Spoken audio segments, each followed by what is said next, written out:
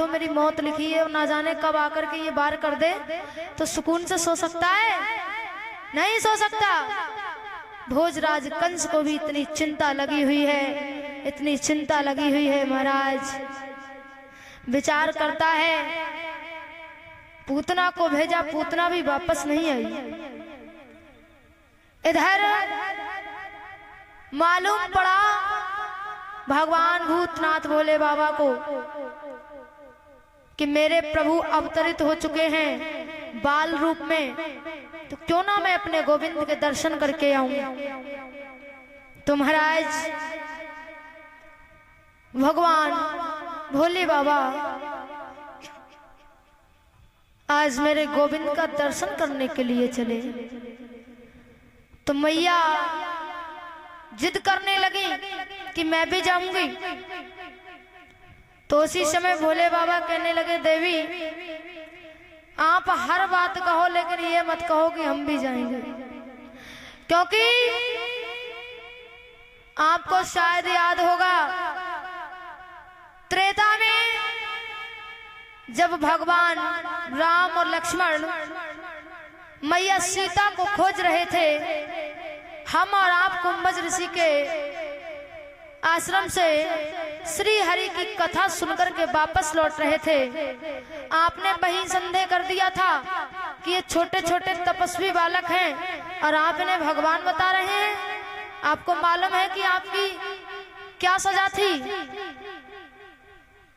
आपकी क्या सजा थी? आपको अपने शरीर से यानी कि अपना शरीर ही त्यागना पड़ गया था। और अब दोबारा वही बात मत करो, क्योंकि अब तो प्रभु और भी बाल रूप में हैं, और जब आप उनको उस बाल रूप में शिशु रूप में देखेंगी तब तो आप और भी संदेह करेंगी, शंका करेंगी। कहा नहीं प्रभु मुझे भी ले चलो।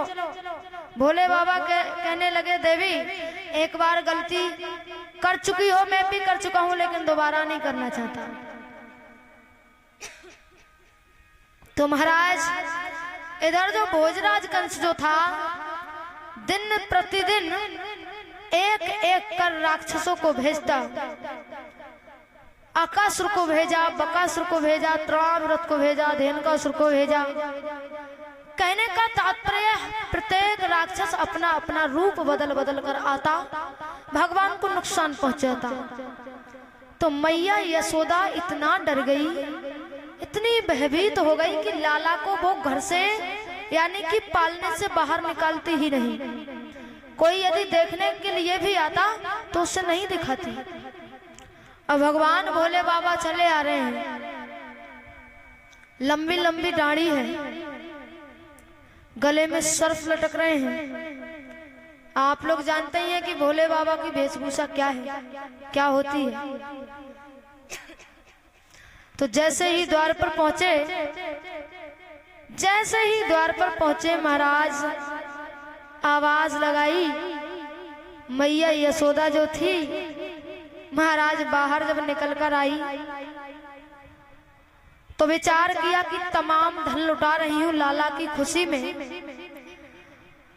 तो जब ये मेरे द्वारे पर आ गए हैं तो कुछ ना कुछ उन्हें भी बनता है।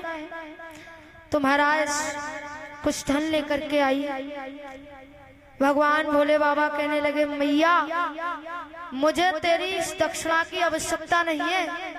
तो जवाब दिया, मैंने सुना है कि तेने बड़े सुंदर लाला को जन्म दिया है।